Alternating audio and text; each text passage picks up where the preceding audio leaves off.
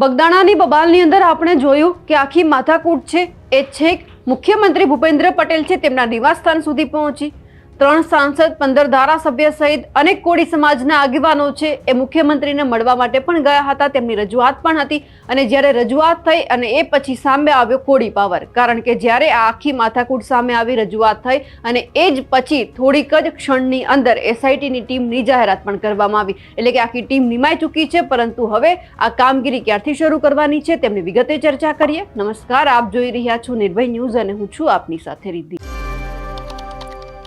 બગદાણાની બબાલ હવે ધીમે ધીમે આગળ વધી રહી છે ત્યારે કોળી સમાજના જેટલા પણ આગેવાન હતા જે બધા જ લોકો એવું કહી રહ્યા હતા કે એમને ન્યાય જોઈએ છે અને તમામ લોકો ન્યાય મેળવવા માટે સૌથી પહેલા પરસોત્તમભાઈ સોલંકીના ઘરે ગયા કે એમના નિવાસસ્થાને આખી બેઠકનું આયોજન કરવામાં આવ્યું અને એ જ પછી 3 સાંસદ છે, 15 ધારાસભ્ય છે, આ બધા જ લોકો છે એ મુખ્યમંત્રી નિવાસસ્થાને ગયા, ત્યાં બેઠકનું આયોજન કરવામાં આવ્યું, ત્યાં રજૂઆત પણ થઈ અને એ જ પછી આપણે જોયું કે ક્યાંક જે સીધી જ એમની અસર આપણને દેખાય, એસઆઈટીની ટીમની જાહેરાત કરવામાં આવી, 5 અધિકારીની આ આખી ટીમ બનાવવામાં આવી છે કે જે હવે તપાસ કરશે કે આખરે આ મામલામાં થયું છે શું। પણ હવે આ બધાની વચ્ચે ભાવનગરના રેન્જ આઈજી ગૌતમ પરમાર પણ હવે સામે આવ્યા છે અને એમણે નિવેદન આપ્યું છે કે જે આ 5 સભ્યોની ટીમ છે એ આ બધી જ કામગીરી કરશે અને કામગીરીનો રિપોર્ટ છે એમને સોંપવામાં આવશે। સૌથી પહેલા તો આપણે ગૌતમ પરમારને સાંભળીએ।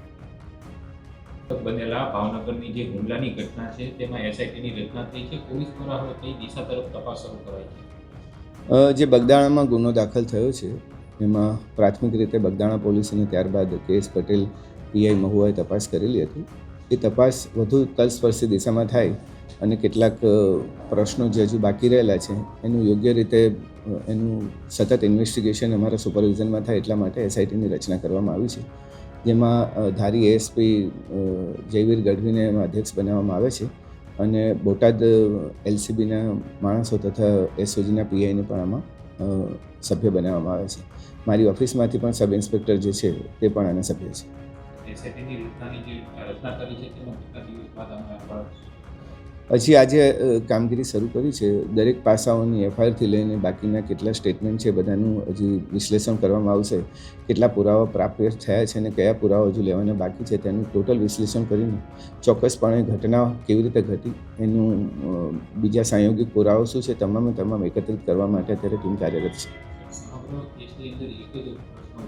આરોપ લાગી રહ્યો છે કે લોકસાહિત્યના માળખા દીકરા જયરાજ આરે છે તેમના દ્વારા હુમલો કરાયો છે। તો પ્રાથમિક તપાસની અંદર કોઈ પણ જગ્યાએ એવું પ્રસ્થાપિત થયું છે કે હુમલો તેમના દ્વારા કરાયો? હજુ કેસ પેપર્સ અમે સ્ટડી કરી રહ્યા છે અને ક્યાં કેવી રીતે શું મોટિવેશન હતું, આરોપીઓ ક્યાંથી આવ્યા, એમના શું કનેક્શન હતા ને એ બધું અત્યારે તપાસ કરી રહ્યા છે। એટલે પ્રાથમિક રીતે જે અમે ચર્ચા કરી છે કે કયા કયા એરિયા પર અમારે ફોકસ કરવું છે, થોડું તપાસ આગળ વધ્યા બાદ જ હું એમાં બતાવી શકીશ। સર, મહુવા ડીવાયએસપી છે તેનો ચાર્જ લઈ લેવામાં આવ્યો છે, હવે કોણ તપાસ એના સ્થાને લેશે? એ વહીવટી સરળતા માટે કરવામાં આવ્યું છે કેમ કે નવા ડીવાયએસપી બે નવા ડીવાયએસપી હાજર રહ્યા છે। મહુવા ડીવાયએસપી જ્યારે અંશુલ જૈન હતા એએસપી, એમની ટ્રાન્સફર બાદ હમણાં 2 ડીવાયએસપીનું પોસ્ટિંગ થયું છે એટલે તળાજા ડીવાયએસપીને ચાર્જ આપવામાં આવ્યો છે। સર, સરકારમાંથી આજે એસઆઈટીને લઈને કોઈ સૂચના આપવામાં આવી? એસઆઈટીની રચના અત્યારે અહીંયાથી થઈ છે, આઈજી ઓફિસે અમે નક્કી કરેલું હતું કે આની તલસ્પર્શી તપાસ થવી જોઈએ અને મારા લેવલ પર અમે નક્કી કર્યું છે કે હવે તપાસ મારા સુપરવિઝનમાં થાય। સર, ફરિયાદી છે નવનીત બાલદિયા, તેનું કહેવું છે કે જે બગદાણાનું એક ગેસ્ટ હાઉસ આવેલું છે ત્યાં પણ આરોપી લાંબો સમય સુધી રોકાયા હતા, તેના સીસીટીવી ફૂટેજ છે તે પણ ડિલીટ થઈ ગયા છે, પોલીસ સહકાર નથી આપતી। ના, હવે આવા પ્રશ્નો નહીં રહે, અમે તમામ તલસ્પર્શી બાબતોની તપાસ કરીશું। भावनगर जिले के बगदाना पुलिस स्टेशन में पिछली 28 दिसंबर को जो घटना घटी है उसमें शुरुआत उसका इन्वेस्टिगेशन बगदाना पुलिस ने किया था, उसके बाद महुआ पीआई ने किया था, जिसके अंतर्गत कुछ प्रूफ ज़्यादा अच्छी तरह से प्राप्त हो और इन्वेस्टिगेशन को ज़्यादा अच्छी तरह से करा जाए, इसलिए यहाँ रेंज लेवल पर एक एसआईटी की रचना करने का निर्णय लिया है, जिसमें धारी एएसपी मिस्टर जयवीर गढ़वी की अध्यक्षता में एसआईटी की रचना करी गई। नहीं, रेंज लेवल पर हम लोगों ने इस केस की गंभीरता को ध्यान में रखते हुए यहाँ पर एसआईटी की रचना करी।